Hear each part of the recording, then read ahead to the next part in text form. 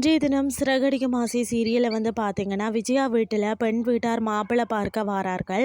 இதன்போது விஜயா உண்மையாக மறைத்து பேசி கொண்டிருக்க, இடையில அண்ணாமலை தனது 3 பிள்ளைகள் பற்றியும் எல்லாருக்கும் திருமணமானது பற்றியும் மனோஜிற்கு ஏற்கனவே திருமணமாகி தற்போது விவாகரத்தில் இருப்பது பற்றியும் கூறுகிறார்.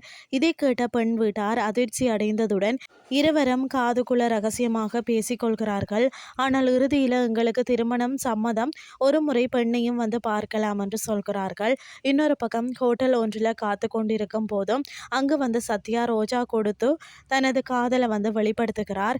அந்த நேரத்தில் சிந்தாமணி ரேகாவுக்கு கால் செய்து எங்கே இருக்கிறார் என்று விசாரிக்கிறார். இதனால் அவர் அப்செட் ஆகி விடுகிறார். மேலும் எனக்கு இருக்கிற ஒரே ஒரு பிரச்சனை அம்மா தான் சொல்கிறார். இறுதியில் மீனா கோவிலுக்கு சென்று அண்ணாமலைக்கு எதுவுமே நடக்கக்கூடாது என்றும் அடிப்பிரதர்சனம் செய்கிறார். அங்கு ஸ்ருதி அதற்கு விஞ்ஞான விளக்கம் அளிக்கிறார். ஆனாலும் தானும் ரவியும் ஒன்று சேர வேண்டும் என்றும் அவர் கூட அங்கு பிரதர்சனம் செய்கிறார். மேலும் விஜயா அங்கு இருவரையும் பார்த்து பேசுவதுடன் மனோஜுக்கு பெண் பார்க்கக்கூடிய அந்த விஷயத்தையும் சொல்கிறார். இதுதான் இன்றைய நாளுக்கான எபிசோட்.